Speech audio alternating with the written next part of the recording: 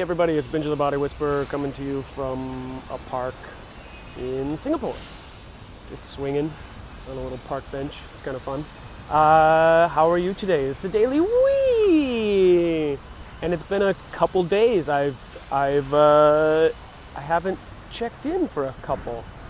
No real reason. I've been tired lately.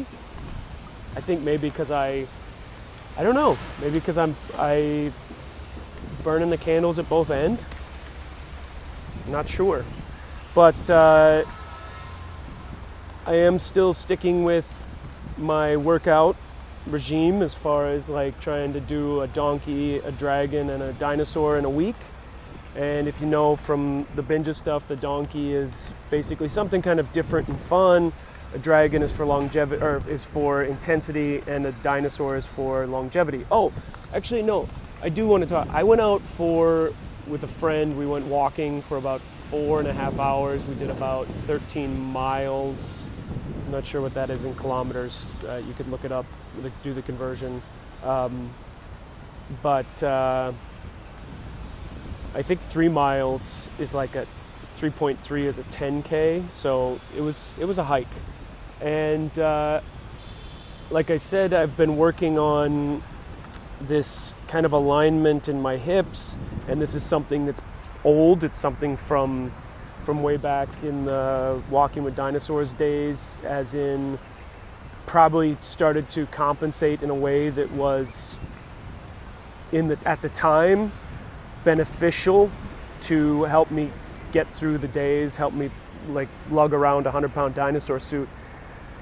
But then the imbalance, and then what it did to like different muscle groups was an imbalance on each side. And I think over the last 1.5 years, in this kind of quest for balance in my body, doing a lot more hip openers, doing a lot of doing my 7 movements, something has kind of started to wake up and let go at times. So the pain has, I don't want to say the pain has come back, but I think what it's showing is it's showing a weakness that has been there, but has been kind of hidden by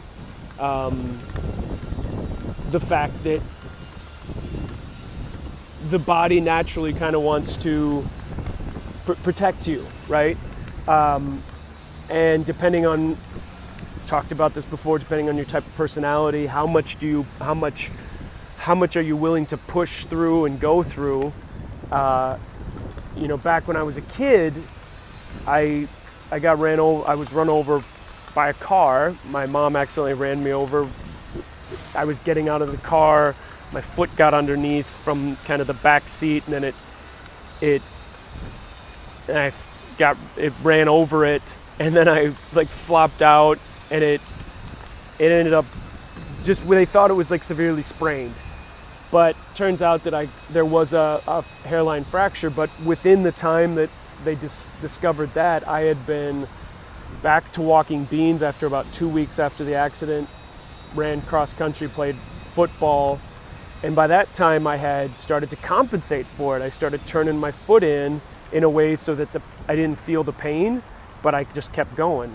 So then it's like I had to unlearn all of those habits. Right? And so I had to unlearn all of those habits, which in a way, and this is such a metaphor for life, for people, your things that help you to like survive, whatever it is, physical trauma, emotional trauma, whatever your perception of it is, these things that help you to get through it at the time are great in that sense that they help you to get through it. But then over time, once that outside, I don't want to say stimuli or whatever is taken away, and you continue to follow the same pattern and create the same pattern, your greatest strength can ultimately become your greatest weakness, in the sense that you're going to just be stuck there. So going through it, pushing through the pain and letting go of it, working through it, is a slow process, and I'm at that point right now. I've been there in other places, like emotionally, in the past, and now it's not so much emotional, because I've at least to this point, have kind of digested that stuff, and now that's cool. But now physically I'm like getting to this place where it's like, oh wow, there's some stored traumas in there, there's some stored energy in there that from these times of protecting myself, and now it's like, okay body, you got to let go. So it is a process, it's a journey, and I'm at that point sometimes where I'm just like a little bit like, oh, I'm tired of talking about this, I'm tired of doing this, I'm tired of but okay, just keep moving. Hopefully that'll, keep, I guess, put energy into it, observe it, tell it, because what I notice is that when I move through space, what I've started to observe is like most everything, all my movements are to protect that one area, so it never gets, it's not being used, which it needs to be. It needs to I need to be like, easier said than done because of patterns, thought patterns, bodily, physical patterns. So it's a slow process. So I'm willing to take the journey. So I don't know if anybody's going through that.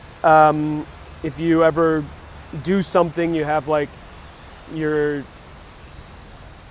it's something to do. I go to a chiropractor once a week. I go to a physio once a week just to kind of look at that. But I think in the end, my hope is that it's not getting worse, and that as I start to understand this stuff, that there's no new traumas coming in. It's like kind of working on those old ones, but it could.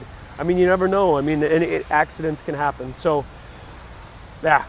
So I hope you guys are well. Keep moving, and keep moving, people. Binge of the Body Whisper out. Take care.